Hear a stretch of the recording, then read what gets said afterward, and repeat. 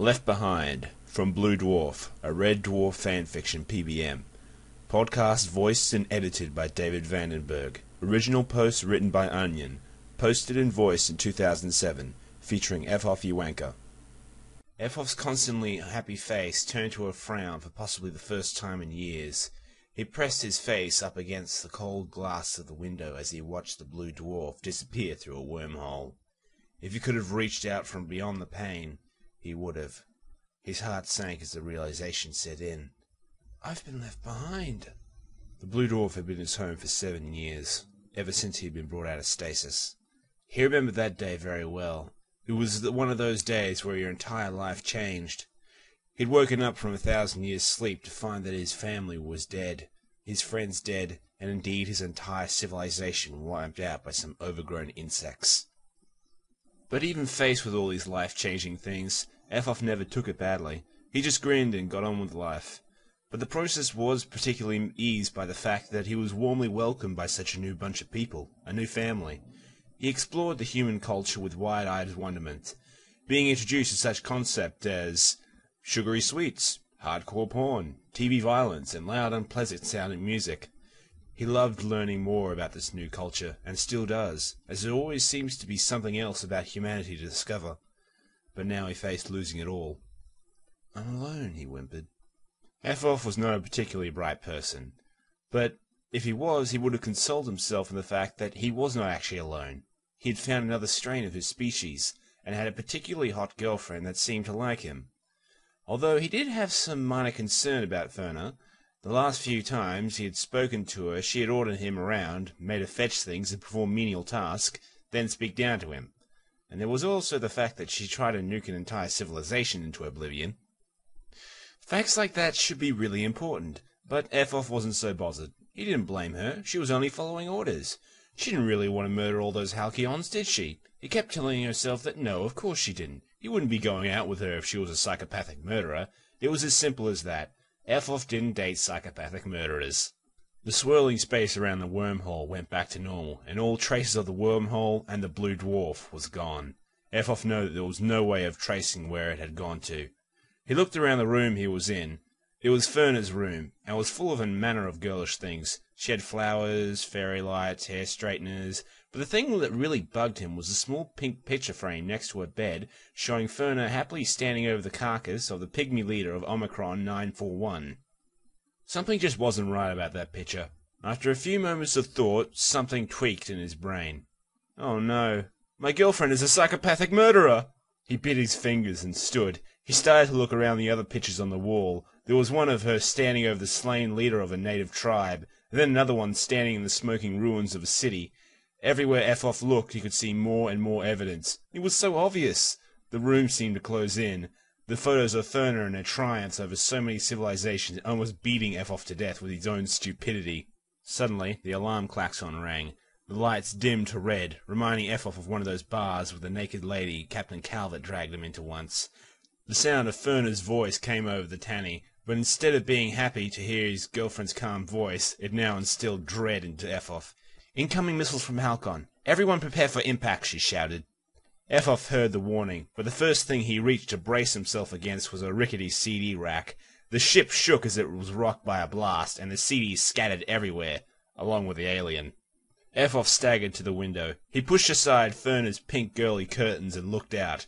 He was in one of the 2 starships. He could see another one clearly outside the window being pelted by rocket after rocket. Lucky thing, really, because that ship was blocking the one Efof was currently standing on. Efof took a deep breath and raced to the bridge of the ship where his girlfriend was. So many things raced through his mind. Not so much about his life being currently in danger, but how he could have let himself fall for a girl who loves to slaughter alien cultures. He burst onto the bridge and faced Ferna. She was occupied, staring at the view screen and barking orders at a lowly Fionian in front of her. So much commotion was going on, it was hard to hear anything over the explosions and the panic shouting. Ferna did find a moment to look at him. What is it, Efof? Can't you see I'm busy? Efof held up a photograph that he'd swiped from her quarters. It was the picture of Ferna standing over the carcass of the pygmy leader of Omicron 941. We need to talk, he said. Despite being in the middle of a skirmish, the bridge went quiet. Efof's heart sank. His stomach went tense, and his rectum twittered. He had said the 4 words universally known for the start and the end of all relationships. Ferna's stare was piercing, her tone cold. Cutting through the commotion of the bridge as though time had stood still, she simply muttered, "What?" Efof pulled the front of his shirt from his neck and gulped hard. His throat was dry. For a long moment they just stared at each other. He was unable to speak, and she looked at him with piercing eyes. Her gaze remained unfaltered, but Efof was looking all over the place, at his shoes, up in the air, to his left, to his right. He finally uncomfortably looked at her again. Her stare was fixed upon him, cold and steely. Nothing, he finally said, backing out of the situation. I'll see you later, yeah? Her face blossomed into a beautiful but probably fake smile. Of course, sweetie.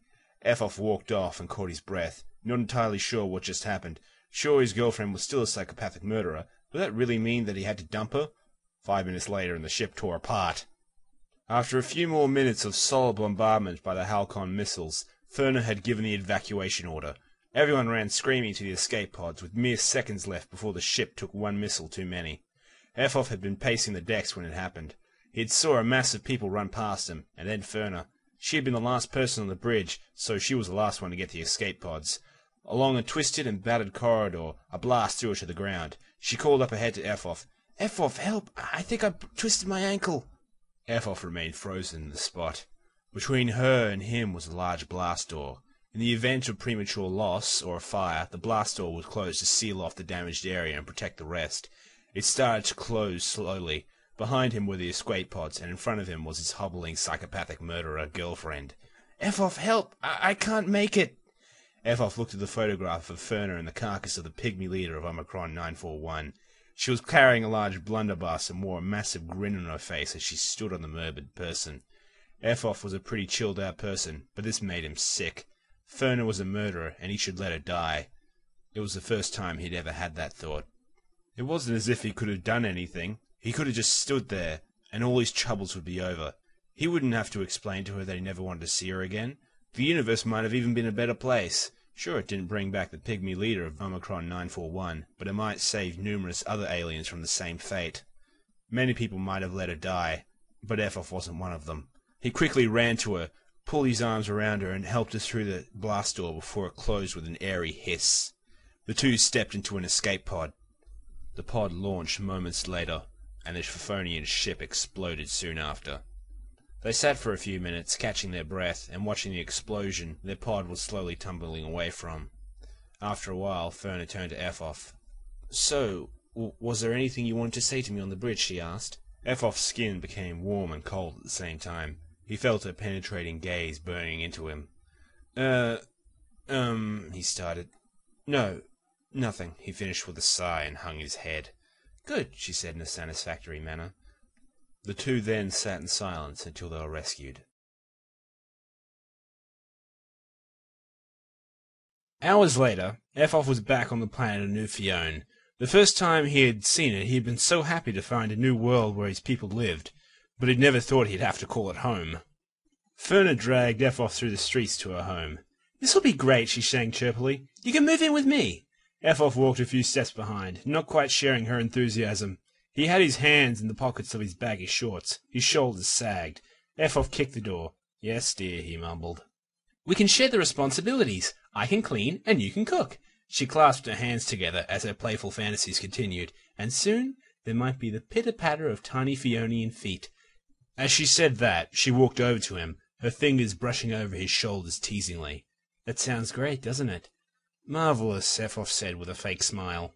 Efof was normally enthusiastic about anything. He had lived on a crummy, leaking rust bucket of a spaceship with menial facilities for 7 years, and was happily enthusiastic about every part of it. Now that he had something to be enthusiastic about, a girlfriend, being reunited with his people, he just wasn't. Living amongst Fionians again was a bit of a fallacy. He looked around at the buildings and now understood why the architecture was so odd. The Fionians had stolen the world from some other poor race. When Ferna had explained that to him, she happily retold him the stories of her courageous slaughter of hundreds of the inhabitants. Efof had wanted to say many things, but being such a cow when it came to confrontational situations, he just bit his lip. But Efof realized he couldn't hold his lip anymore. He scrunched up his eyes and, You know, Ferner, as much as I like you, and as much as I like being here, I don't think we should see each other anymore. He cracked open his eyelids to see her reaction. She wasn't there. She had bounded off to an ice cream van. "Look, ice cream! Do you want one?" she asked excitedly. Efof sighed. Normally he would have been so excited about ice cream, and would have danced all over the place and jumped up and down until he got one. "I think I'm all right," he said, and put his hands into his pockets again. "Were you saying something back there?" she asked. "No, dear, nothing," he replied. For the entire day, his girlfriend dragged him to places of interest in the city. Efof gladly went along, but all the time looked miserable and depressed. Ferner, for her part, didn't even notice. She just dragged him to more places. The next day, she took him for an entire day's worth of shoe shopping. Efof just came along in silent protest. That evening, he tried again in their apartment. He stood outside her bathroom and let out a long sentence how he wasn't happy with their relationship, and he wanted change, and more importantly, how he thought that they were too different, with her being a mass murderer and him not being a mass murderer. "Sorry, dear, I can't hear you," Ferner called out from inside the bathroom. Slowly, the door creaked open. She suggestively hugged up against the door frame, wearing the most sexiest lingerie Efof had ever seen. His jaw dropped to the ground. It wasn't important, he decided, and entered the room, shutting the door behind him. The next day, Ferner tidied her cupboard and brought out a box of old oddities and trinkets. She pulled out a stuffed head and mounted it on a wall plate. "So what do you think? Over the door frame or over the fireplace?" she asked Efof, who was laying forlornly on the sofa. "What is that?" Efof asked slowly. "It's the great purple squirrel of Polaris Beta 9. We ransacked this world about 3 years ago. I kept it as a souvenir." Efof and Ferner sat opposite of each other in a dark office. The relationship guidance counselor sat between them, fidgeting in the awkward silence. "So, what is the source of conflict between you both?" Ferner began to cry. "I don't know. I thought he loved me." Efof sympathized for her, but looked plainly at the counselor. "Look, Doc, it's really simple. Ferner gets a kick out of mass murdering innocent people. I don't." The counselor was shocked by the accusation, but he still faced Efof. "You seriously mean to say you've never murdered anyone?" "What? Of course not." "Never heard the cry of an innocent before you put an end to their life?" "No." "Never enjoyed the feeling of warm blood on your hands?" "All right, that's it. This place is too twisted for me. You guys are just weirdos." Efof stood up and walked out of the office, leaving Ferner behind sobbing.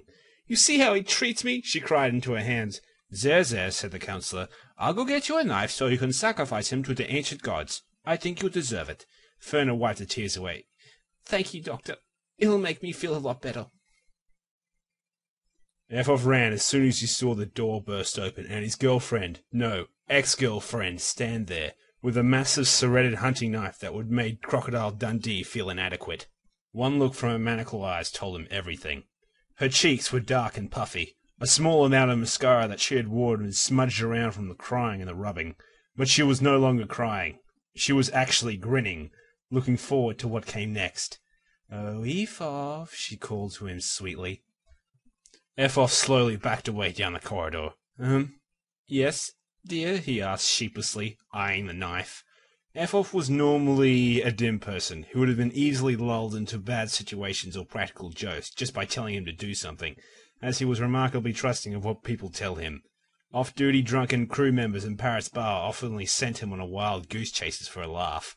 The old classics of telling him to announce on the ship-wide tannoy system that there is a message for IP Freely, Ivana Tinkle, and Pat My Cock never quite got old because Efof simply hadn't heard of them before.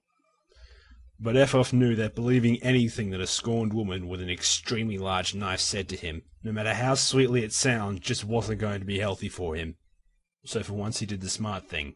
He turned and ran screaming like a little girl. With a heavy shoulder barge, Efof broke out of a window and soon found him laying on a street. The thousands of market stalls in all directions got in his way like he wouldn't believe. He soon found himself standing on several six-winged chickens in an attempt to lose her. He jumped over a stall selling pirated DVDs, and another selling cinder toffee. He suddenly stopped for a piece, then let out a worried squeal as he saw Ferner tipping over tables to get to him, her knife's edge glittering in the sun. Efof needed a plan. He wasn't normally the kind of person to think too far ahead, but he knew he couldn't run forever. He hid in a small coffee shop, but it wasn't long before he felt the solid stab of Ferner's knife embedding itself into the table he was hiding under. Efof scowled at the waitress who had ratted him out. He darted out of the shop and ran down a narrow cobbled street. In the distance he saw a sign for the spaceport. That was it. He knew where he had to get to. He took a second to look at his surroundings. The Fionian people were staring and pointing at him, shouting encouragement to Ferner and helping her wherever they could. An elderly man threw something at his head, and a child kicked a football under his feet, almost tripping him up.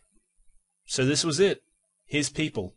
The people of his race, which he had only dreamed about seeing again for the past 7 years, were all trying to kill him. When he came to this planet, he felt like he'd returned home, like he was no longer living as an alien amongst men. His back was where he belonged. Now he realized he was much happier being an alien. He wanted to go back to Blue Dwarf. Sure, it was a ship full of slackers and twats, but they were his favourite slackers and twats. He wanted to go home. He raced to the city spaceport, sliding along the marble floor of the reception area. He could see through the thick glass of the windows several spacecraft preparing for takeoff. "I'll take the first transport ship available, please. Have you booked?" said the woman at the desk. He looked behind him. Ferner was only minutes away. "Booked? No. Then you'll have to book. Space travel isn't like getting on a bus, you know," the woman said through her nose at him. "Yes, it is. There's a space bus right over there," he replied. "Yes. Well, you need to book it." "Hello?" She looked around, but Efof had already ran off. He sprinted out into the runway area, which was a large expanse of concrete outside where the hundreds of spaceships landed and took off every hour. He narrowly avoided being blown away by a ship taking off and almost ran to the path of another one landing. One of those blokes with the table tennis bats waved at him, but Efof just ignored him. He saw a small unguarded ship at the end of the runway and made it his goal. It appeared that all his bad luck in the past few days had all been saving up for this one moment. He was so lucky to find such a good getaway vehicle. Almost all the other ships were guarded or had been clamped to the ground. Then he squinted at it. It wasn't a beautiful ship, but it would have to do. In fact, it was a pretty ugly-looking ship.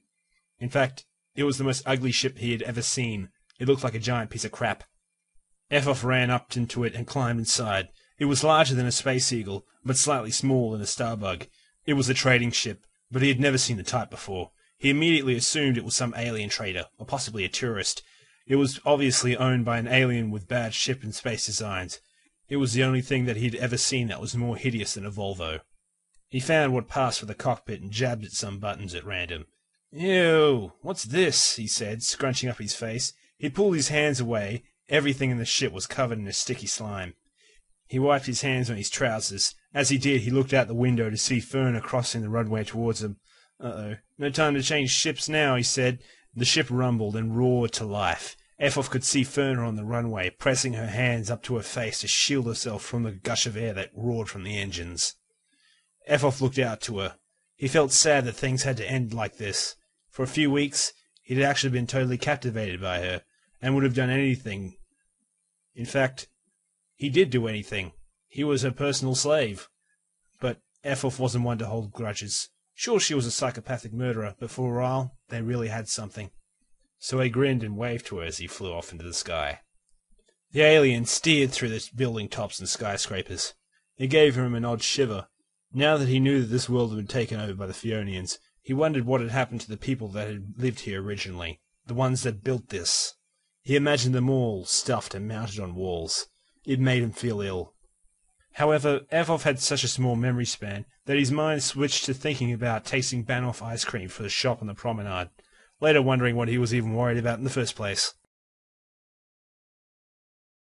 This podcast is a work of fiction, and it is no way endorsed, approved, or even liked by the creators of Red Dwarf.